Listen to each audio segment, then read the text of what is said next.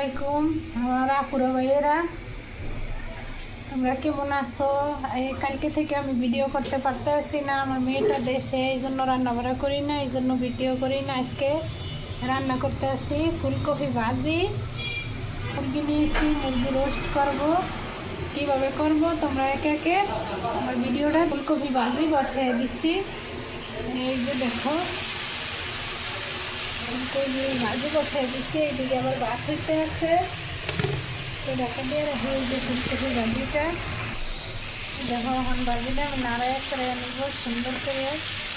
ফুলকপি ভাজি, কাঁচামরিচ, পেঁয়াজ আর ফুলকপিটা কাইটে তারপর সব কিছু সব উপকরণ একসাথে দিয়ে বসাই দিবা, তারপর ঢাকা দিয়ে রাখবা। কিছুক্ষণ পর নাড়াচাড়া করবা, তাইলে মূলার যে একটা গন্ধ আছে ওই দুর্গন্ধটাও আসবে না, আর ফুলকপি ভাজি অনেক মজা হবে। আবার ঢাকা দিয়ে রেখে দিলাম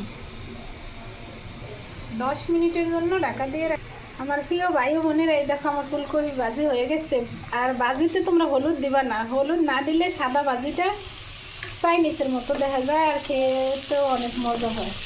এভাবে বানিয়ে খেয়ে ট্রাই করে দেখবা, ইনশাল্লাহ অনেক ভালো হবে, সুন্দর। আসলে এই যে দেখো আমার প্রিয় ভাই বোনেরা, আমি এই যে উপকরণ নিয়ে রেডি হইতে আসি। কিভাবে মুরগির রোস্ট বানাইবো তোমাদেরকে দেখাইব।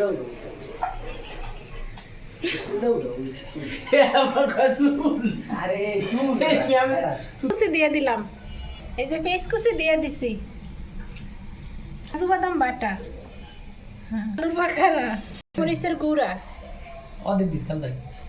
একবারে দেশি অরিজিনাল দুধ দিয়ে দিতেছি, লবণ, এর সাথে কাঁচা জিরা বাটা আছে।